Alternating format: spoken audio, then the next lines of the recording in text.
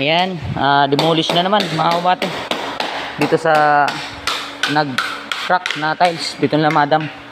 Ito, bali lahat yan, papalitan natin. Bali pinapatanggal ko na para mapalitan agad natin ng panibagong tiles kung saan delikado na ho yan sa paa mga kabate. Gawa ng meron na siyang crack. Pag naapakan yan, siguradong magkakasugat ka. Kaya sinabi ko kay madam na palitan lang talaga. Diretso yan hanggang dun. Dito, para hindi maapektuhan yung ibang tiles, pinapagawa ko, ito, pinapakadaanan ko ng grinder. Saka namin kinitil-til ng mano-mano. Yan, bali pinapabaklas ko na kay balong. Tsaka naglagay tayo ng electric fan para yung alikabok diretso papuntang labas, hindi na po bumalik. Hindi pabalik yung alikabok, pala talagang sinisigurado natin lalabas talaga. 30 yung sukat nito mga kabate, 30 by 30 na tiles. Gawa nung mga unang mga karpintero, mas applicable sa kanila yung mga ganito. Pero sa atin mas maganda yung mga 60 by 60 na, kasi nga madalian lang yung pagkakabit. Pero sa dating mga karpintero, talagang gusto nila yung mga ganito. Gawa na rin siguro ng napakatagal na nito mga kumbate. Kaya ayan, bumigay na. Ayan. Ayan. Ito na. Pinapakat ko ang balong mga kumbate para hindi maapektuhan yung tiles na dito. May part nito. Kaya pinapakat ko para yung matanggal natin yung may crack. Ayan. Okay. Pinagpalang araw mga kumbate. Bali ito. Ito yung ininstila namin kahapon, gawa ng hindi namin agad nagroutan kasi nga basa pa. Bali ngayon, tuyo na ho yan. Bali kahapon ba ito ininstila, kaya pinapalagyan ko na ng grout sa mga tropa. Ito pala yung tiles kahapon mga kumbate. Itong tiles na lumang tiles is wala na hong stock. Gawa ng 2001 pa daw ito in-install. So ngayon 2024 na. Wala na yung tiles na kagaya niyan mga kumbate. Yung available, ito. Ibang tiles na yung nalagay. Sabi ni Madam, Ma'am Bernadette, okay lang naman daw yan kasi nga nasa part ng gitna naman daw yung in-installan.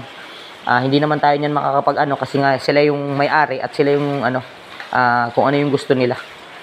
Ito yung part ng siroho na hindi pa namin na-installa. Ayan, diretso yan hanggang dun mga kumbate.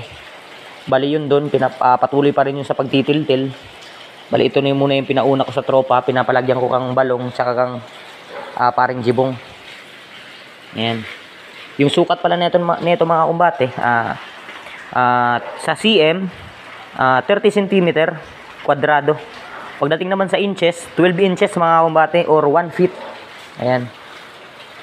Ito yung ano niyan. Bali yung gamit namin na grout, tile grout na na white. Ayan. So yan lang.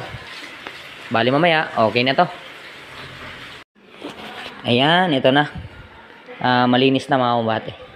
Ito talaga yung inaano ko mga kumbate sa proyekto. Dapat talagang malinis ho palagi. Ayan.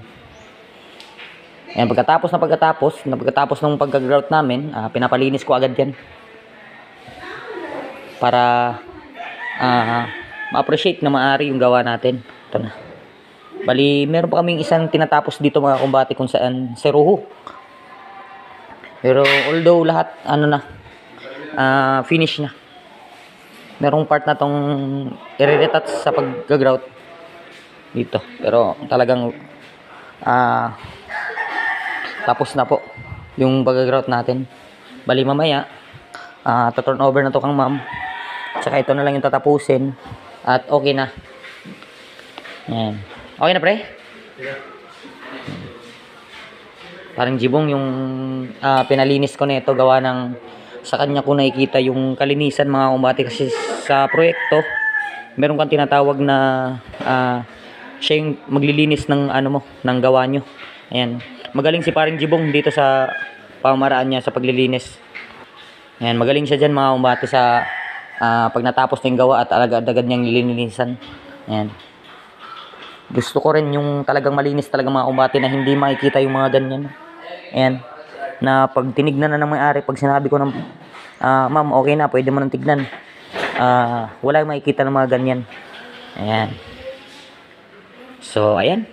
Okay na. Hopefully. Turn over na natin to.